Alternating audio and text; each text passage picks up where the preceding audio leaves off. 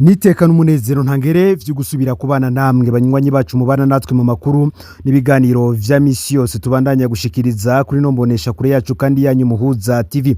Numwatuye kubageza ko amakuru y'ibiriko biravugwa bigezwe ko muri kano kanya cyane cyane akabara amakuru agaruka ku biriko biravugwa mu gisata c'umutekano be n'igisata c'ubutunzi aho amasoko hirya no hino mu gihugu abandanya gusha umusubirizo. Hari kibazo gikomeye rero abantu benshi bariko baribaza muri iyi minsi muti none amasoko ari karasha twovyegeka ku ntwaro canke turabishira kuri bamwe mu bategetsi bari mu butegetsi buriho. Mu makuru yatanze Bob Rugurika rongoye radio RPA yavuze ko hari bamwe mu bategetsi bafise ingendo yo gukenesha abarundi, ivyo bikazogaragarira mu gutwika amagareri atandukanye ndetse n'ibindi bibanza vy'idandarizo hirya no hino mu gihugu. Iki ni ikibazo rero uti turabishira ku bategetsi bariho kuri ubu canke ku ntwaro. Iki ni ikibazo gikwiye kwishurwa neza mu bijanye n'ivyo za leta n'ivyo leta yagakorera bene gihugu ku mutekano wabo ndetse n'ivyabo vyose. Uyu munsi genekerezo ya 25 Myandagaro uyu mwaka wa 2026 Bujumbura yongeye guhura n'inkuru mbi y'umubabaro. Umuriro wafashe isoko rya Kinindo bituma ubwoba bukwira mu bantu, abadandaza hirya no hino babandanya kwicura ko aho bakorera nabo hashobora gushikirwa nayo masanganya y'umuriro aguma yibonekeza mu masoko hirya no hino mu gihugu. Nkuko amakuru yadushikiye ku vyabaye mu isoko ya Kinindo, amakuru ya mbere avuga ko umuriro ushobora kuba watanguriye mu gice kirimo abadandaza ba matera, ariko icatumye umuriro utangura ntikiramenyekana neza gushika n'uyu mwanya. Nkuko twabigarutse ko mu nkuru yacu yabanje, ibi bibaye nyuma y'imisi ine gusa y'umuriro wibasiye Galerie Ndayizamba na Le Parisien mu gisagara ca Bujumbura. Ayo mazu y'ubudandaji yarahiye, abadandaza batakaza ibidandazwa, kandi ikibazo c'umutekano w'ibibanza vy'ubudandaji nico kigaruka cyane gisubira ku meza y'ibiganiro. None ikibazo gikomeye kuri iyi miriro koko nikihe? Iyo umuriro utanguye ni ndafise inshingano zo gukingira abantu n'amatungo yabo. Aha niho rero vyose biza ku gatwe ka leta. Leta nijejwe gukingira umutekano w'abantu n'ivyabo, gutegura ubutabazi no gukora ibishoboka vyose kugira ngo ivyago n'amasanganya nk'ibi bigabanuke.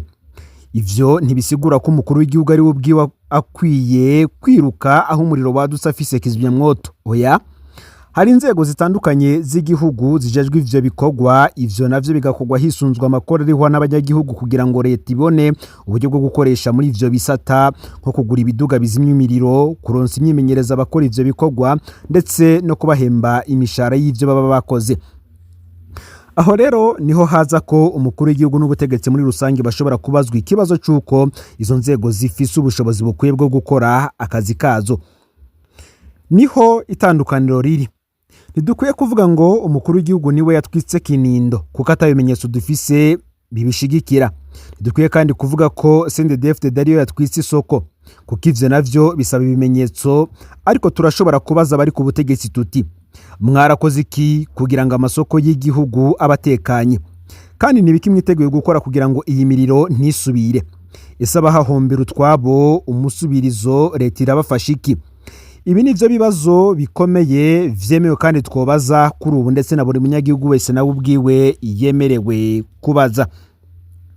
Kandi ni kibazo umuntu wese yobaza. Ikibazo nuko aca yitwa ko ari umwasi w'igihugu canke ko akorera abakoroni, kuko mu gateka k'abanyagihugu kugaragaza ibitagenda neza canke kubaza ibibazo nk'ibi leta sukwanka igihugu.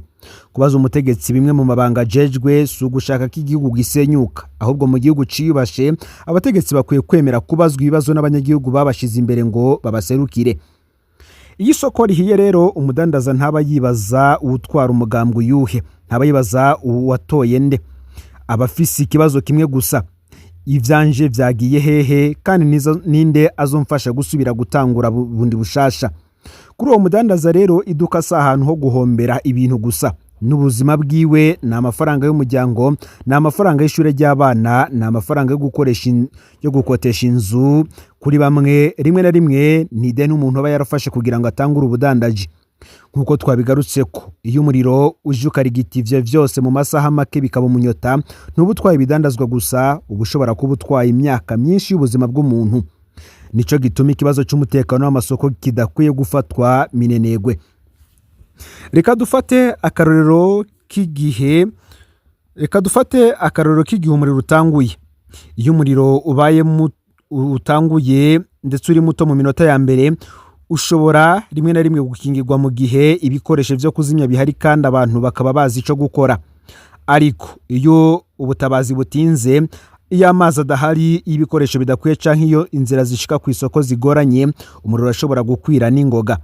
Nico gituma ikibazo ca kizimyamwoto gikwiye kwigwa ko neza. Nimba hari isoko riri mu gisagara rikaba rifise abadandaza amajana, abantu ibihumbi n'ibidandazwa vyinshi, umuntu akwiye kwibaza ati hari ibikoresho bikwiye vyo kuzimya umuriro hafi yaho? Ese hari amazi akwiye?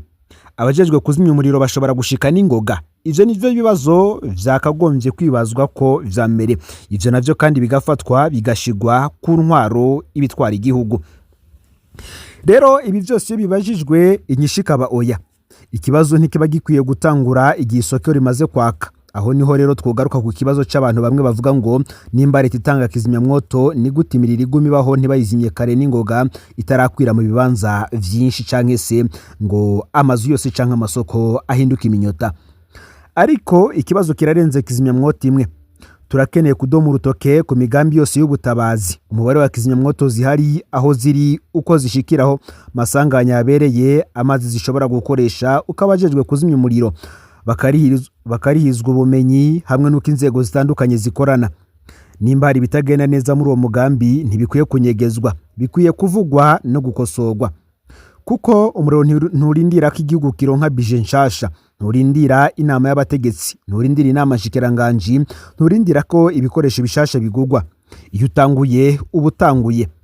Ikindi kibazo gikomeye n'ubugenduzi bw'amasoko imbere y'uko ivyago biba. Amasoko akwiye kugendurwa ku bijanye n'umuyaga nkuba, insinga, ibikoresho bishobora gutera umuriro, uburyo ibidandazwa bibikwamwo, inzira zo gusohoka hamwe n'ahantu ibiduga vy'ubutabazi bishobora kunyura. Ntivyumvikana rero kurindira ko umuriro utangura kugira ngo abantu batangure kubazaho ikibazo cari. Nimba hari insinga zishaje zishobora gusubirizwa, nimba inzira ari ntoya zishobora gutunganywa, nimba ibikoresho vyo kuzimya umuriro bidahari birashobora gushigwaho canke se agashigwaho uburyo bwo kubironka vuba, hakabaho gukora kw'inzego bitabanje guca ku bantu bagomba gutera imikono ku bipapuro ngo babone kuzitwara bajaho umuriro wabereye. Nimba abadandaza batazi ico bokora mu gihe c'umuriro, ngo barashobora gukarihirizwa ubumenyi nabo ahari n'ubushikiranganji bw'intwaro hagati mu gihugu, iterambere rusange n'umutekano, binyuze mu gipolisi kijejwe ivyo gukinga amasanganya aturuka ku muriro. Ico dukeneye rero si ugutegereza ivyago, dukeneye kubikinga. Kandi hari ikindi kibazo kidakwiye kwibagirana: iperereza canke se amatohoza. Iyo isoko rihiye, abantu baca batangura kuvuga ibintu bitandukanye. Umwe akavuga ko ari umuyaga nkuba, uwundi akavuga ko ari uwabikoze nkana, uwundi akavuga ko hari ushaka ko abandi bagwa mu ruhombo, uwundi akavuga ko ari ikibazo c'uburangare. Ariko muri ivyo byose ikibazo gikomeye niki iperereza ryemeza, kuko ibihuha ntibishobora gusubirira iperereza. Nimba umuriro wa Kinindo watewe n'umuyaga nkuba, abahinga bakwiye kubivuga. Nimba ari uburangare, hari ababufisemwo uruhara, bakwiye kubazwa bagakubitwa intahe mu gahanga. Nimba hari uwatwitse isoko n'ibigira nkana, akwiye gukurikiranwa n'ubutungane. Nimba atakibi cakozwe kandi vyabaye ari isanganya, abanyagihugu bakwiye kumenya ukuri. Ico dukeneye ni ukuri, atari ibihuha. Ariko ukuri ntigukwiye kuba ubwitwazo bwo kudakora iperereza. Iyo amasoko menshi asubira gufatwa n'umuriro, hakenewe kuraba nimba hari ibintu bisangiye bituma ayo masoko ashobora kwibasigwa n'iyo miriro.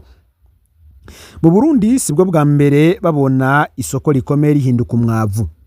Nkuko vyagiye biravugwa hirya no hino mu menyeshamakuru bitandukanye, yoba ivyandika ndetse no kumbuga ngurukana bumenyi, benshi bafata akarorero ku vyabaye mu mwaka wa 2013, aho isoko nkuru ya Bujumbura yahiye igatokombera, abadandaza benshi bagatakaza ibidandazwa vyabo n'uburyo bwo kwibeshaho. Ingaruka zo muriro rero zararenze umunsi umwe. Ikibazo caho ubudandaji bw'isoko bwosubira gukorerwa carabandanije imyaka. None uyu munsi turiko turiga iki kuri kahise? Ese ni biki twigiye kuri iyo miriro yarigise amasoko mu myaka iheze ndetse no mu mezi aheze y'uyu mwaka. Kandi uyu mwaka harabaye n'izindi nkuru z'imiriro y'amasoko. Akarorero, hafi ni mu kwezi kwa Mukakaro, isoko rya Ngozi ryarahiye, aho raporo yatangaje ko umuntu umwe yapfuye azize guhamuka kandi igice kinini cy'isoko kikangirika. Iyo rero dushize izi nkuru hamwe, turabona ko ikibazo cy'umutekano w'amasoko gikeneye kwigwa ku rwego runini. Ntituvuga ko imiriro yose ifise inkomoko imwe, ntituvuga ko hari umugambi umwe uvyinyegeje inyuma, ariko turabaza tuti mbega uburyo igihugu gikoresha mu gukinga kandi kigahangana n'imiriro burakwiye? Inyishu ntidukwiriye kuyihimba. Abahinga, abategetsi n'iperereza barakwiriye kuyiduha, ariko turashobora kuvuga ico dukwiye gukora. Ica mbere, hakwiye kuba ubugenduzi mu bijanye n'umutekano w'amasoko yose akomeye mu gihugu. Ubugenduzi ntibukwiriye gukorwa inyuma y'umuriro gusa, bukwiriye kuba igikorwa gisanzwe. Kandi nanone ivyo bigakorwa n'inzego za leta muri ya makori abenegihugu bariha. Ikigira kabiri, hakwiye kongerwa ubushobozi bw'ubutabazi. Nimba hari ibikoresho bidahagije, bikwiye kongerwa kuko na makori abanyagihugu bariha ndetse nico amaze. Nimba hari ikibazo c'amazi, gikwiye gukemurwa nuko ubutegetsi bumeze muri iki gihe ntibiburaba. Henshi mu mihingo myinshi mu gihugu ndetse na henshi mu gisagara ca Bujumbura usanga bataronka amazi, mbere hamwe birashika bakamara n'amezi arenga 2 bataronse nima. Ikigira gatatu, amasoko akwiye kugira ibikoresho vyo kuzimya umuriro kandi bigakorerwa inspection kugira ngo hamenyekane niba bikora neza ukuri kwamye. Ikigira kane, abadandaza bakwiye gukarihizwa ubumenyi ku kungene bo kwitwara igihe umuriro utanguye kwaka mu bibanza bakoreramwo.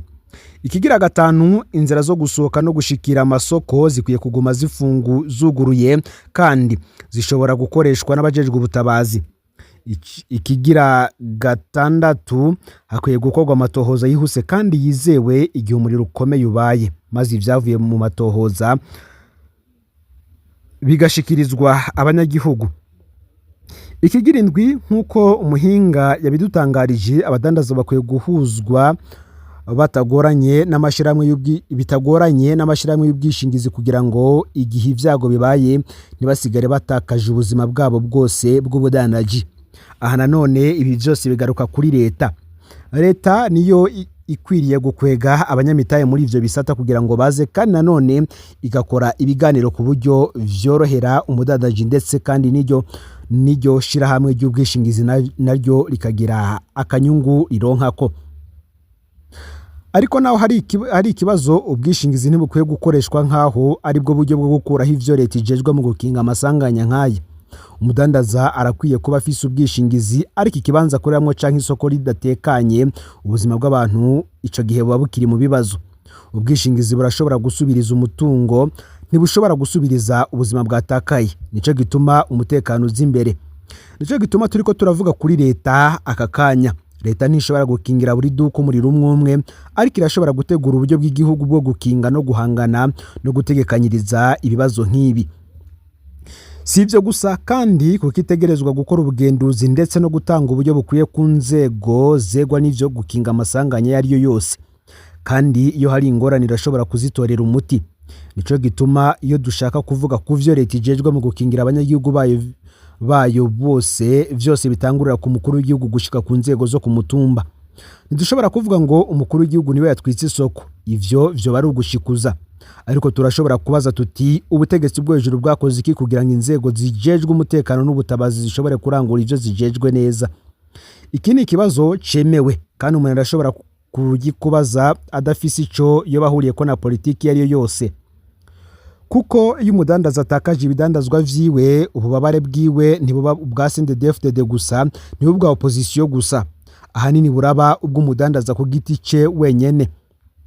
Nico gituma iyo leta inaniwe gukinga ivyago canke gutanga ubutabazi bukwiye, abanyagihugu babirekuriwe n'ibwirizwa shingiro kubibaza. Kandi leta nayo itegerezwa kugira umwanya wo kwishura kuvyo yabajijwe n'abenegihugu. Nico gituma tudashaka kuvuga gusa ngo leta yananiwe. Turashaka kubaza tuti ni igiki kitakozwe? Ninde yategerezwa kubikora? Kubera iki bitakozwe? Hari ibikoresho vyari bitegekanijwe? Ese hari raporo zerekana ubugenduzi bwakozwe? Hari wari yaratanze imburi ku mutekano w'iryo soko? aha niho inkuru ibikora neza kuko ntihagarara ku mwotsi tubona gusa, ica munsi y'uyu mwotsi, iraba ku nyandiko zihari, abategetsi bari mu mabanga, ibikoresho, amafaranga, amategeko, ivyemezo n'ibimenyetso, kugira ngo tumenye aho ibintu vyatanguriye naho vyahereje.